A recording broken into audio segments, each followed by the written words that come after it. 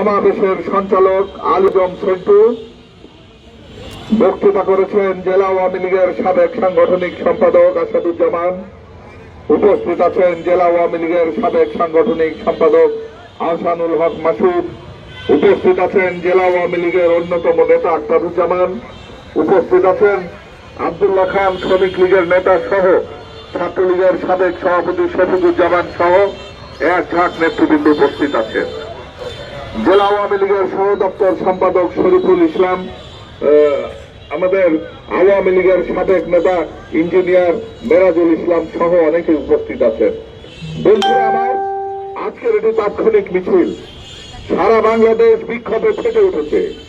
আজকের এই বিজয়ের মাস পাকিস্তানের প্রেতাত্মাদের পরাজয়ের মাস। এই মাস অর্জন করতে ৩০ লক্ষ মানুষকে জীবন দিতে হয়েছিল, ২ লক্ষ মানুষকে মা বোনকে সম্ভ্রম হারাতে হয়েছিল। আজকে হঠাৎ করে দেখলাম মাথায় টুপি দিয়ে দাড়ি রেখে ওরা নিজেদের নামের আগে মৌলানা টাইটেল নিয়ে, যেটি ইসলামের সবচেয়ে নিষিদ্ধ বিষয়, টাকার বিনিময়ে ইসলামী ফতোয়া দেওয়া, এই কাজটি যারা করে বেড়ান তারা হঠাৎ করেই বাংলাদেশের আবহাওয়াকে গরম করার চেষ্টা করলো।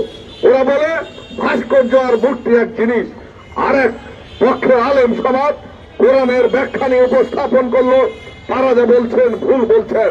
তারপরেও আমি বলতে চাই, ওই তথাকথিত ধ্বজাধারী পাকিস্তান পন্থী আলেমদেরকে আপনারা নিজেদেরকে আড়াল করার জন্য বলছেন আমরা বঙ্গবন্ধুর বিরুদ্ধে নয়, আমরা মুরালের বিরুদ্ধে। আপনাদের কাছে প্রশ্ন রাখতে চাই, বন্ধুরা আমার, বড় বড় কথা বলেন। যদি আপনাদের কাছে প্রশ্ন রাখি, 12 বছর আগে আওয়ামী লীগ রাষ্ট্র ক্ষমতা এসেছে, 12 বছর থেকে অদ্যাবধি বঙ্গবন্ধুর শত শত মুরাল তৈরি হয়েছে, আপনারা একটি কথা বলেননি কেন?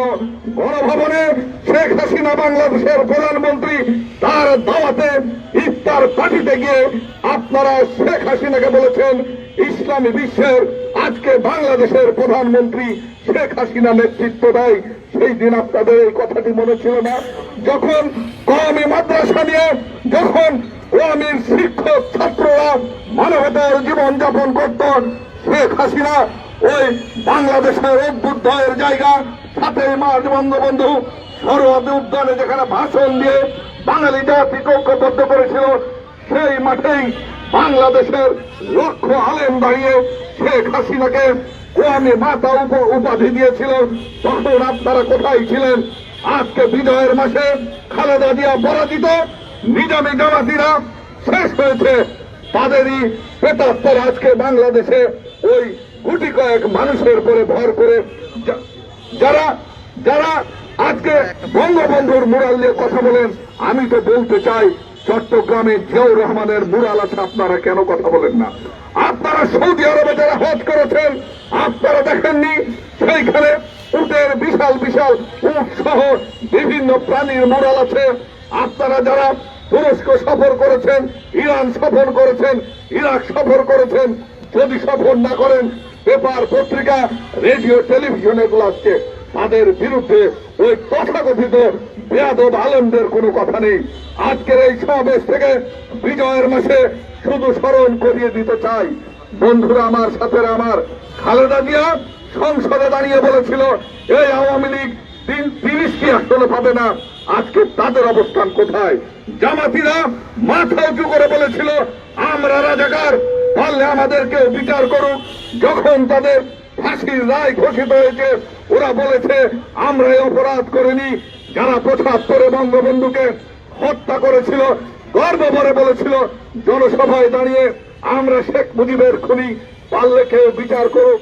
যখন তাদেরকে নিয়ে এসে ফাঁসির রায় কার্যকরের জায়গায় যাওয়া হয়েছে, তখন ওরা কান্না বিজড়িত কণ্ঠে বলেছে বঙ্গবন্ধুর কন্যা মানবতার জননী শেখ হাসিনার কাছে আমরা একটু দেখা করতে চাই, তার কাছে আমরা ক্ষমা প্রার্থনা করতে চাই। তাদের এই আস্ফালন আমরা দেখেছি।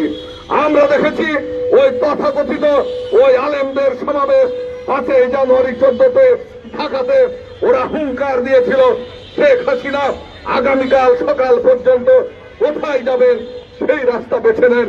আমরা ভোর রাত্রে টেলিভিশনে দেখেছিলাম তাদের পলায়নের দৃশ্য।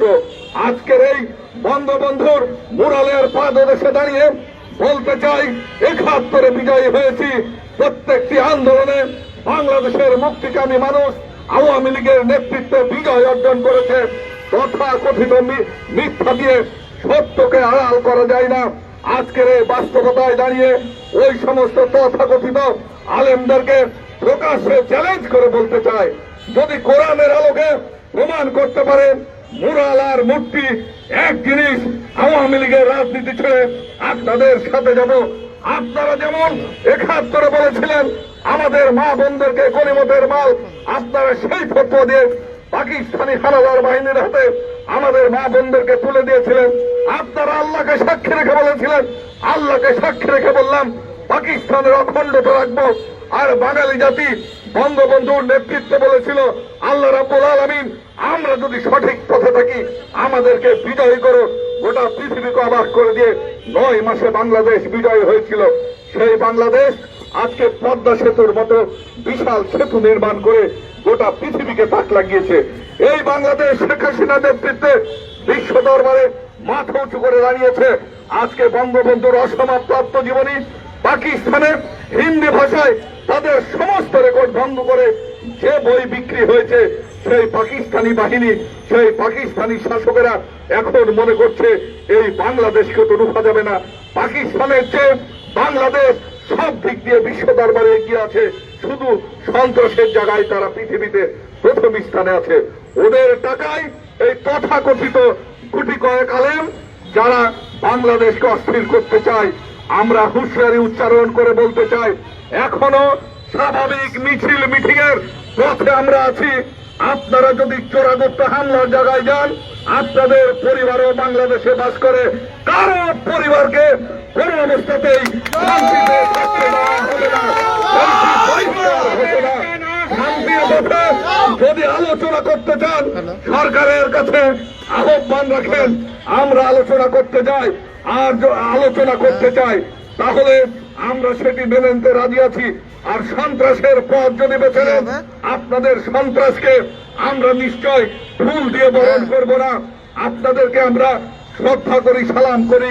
পৃথিবীতে কোন মুসলিম দেশ আছে ওই আলেম নামের জালেমদের কাছে প্রশ্ন রাখতে চাই? একসঙ্গে 567টি মসজিদ একটি দেশে তৈরি হয়, এটি বাংলাদেশেই সম্ভব হয়েছে। কোন দেশে আছে জানুয়ারি মাসের 1 তারিখে বই দেওয়া হয়? এটি বাংলাদেশে সেইটি শেখ হাসিনা করেছে। পৃথিবীর কোন দেশ আছে যে দেশে আমাদের পবিত্র সৌদি আরবের আমাদের কাবা শরীফের ইমাম সাহেব এসে যখন বলে শেখ হাসিনার কারণেই আজকে শুধু বাংলাদেশ নয় গোটা পৃথিবীতে মুসলিম সমাজ একটি শান্তির জায়গায় অবস্থান করছে। ওই আলেম নামের জালেমদের কাছে প্রশ্ন রাখতে চাই, রোহিঙ্গাদের পরে যখন নির্যাতন হয়েছিল বাংলাদেশে যারা এসেছিল ওই আলেমরা, ওই আলেম নামের তথাকথিত জালেমরা কয়দিন তাদের পাশে গিয়ে দাঁড়িয়েছে? আমরা পরিষ্কার ভাবে বলতে চাই, ধর্ম নিয়ে অতীতে যারা বাড়াবাড়ি করেছে তারা নিশ্চিহ্ন হয়েছে। আপনারা সঠিক পথে ফিরে আসুন। নিশ্চিহ্ন তো হবেনি, যেমন গোলাম আজমদের আত্মীয় স্বজনরা পরিচয় দিতে পারে না, আমার পিতা বা চাচা গোলাম আজম নিজামী ঠিক একদিন বাংলাদেশে ওই দিন আসবে যেই দিন আপনাদের আপন জনেরাও পরিচয় দিতে পারবে না। যদি পরিচয় দেয় তাহলে বাংলাদেশের মানুষের কাছে নিগৃহীত হবে। সেই জায়গায় দাঁড়িয়ে আজকের এই যুবলীগের বিক্ষোভ সমাবেশ থেকে পরিষ্কার ভাবে বলতে চাই, ডিসেম্বর মাস বিজয়ের মাস, ডিসেম্বর মাস চেতনার মাস, ডিসেম্বর মাস বঙ্গবন্ধু বিশ্ব দরবারে মাথা উঁচু করে দাঁড়াবার মাস, ডিসেম্বর মাস শেখ হাসিনা বিশ্ব নেতৃত্বে আসীন হওয়ার মাস। এই মাসে যতই জঙ্গিবাদীরা আর তথাকথিত ওই জালেমেরা উৎপাত শুরু করুক, বাংলাদেশের মানুষ আজকে যেমন বিক্ষোভে ফেটে পড়েছে, আগামীকাল থেকে লাগাতার কর্মসূচি চলবে। তাদেরকে দমন না করা পর্যন্ত আমরা মাঠে থাকবো ইনশাল্লাহ। সকলে ভালো থাকবেন, সুস্থ থাকবেন। জয় বাংলা, জয় বঙ্গবন্ধু।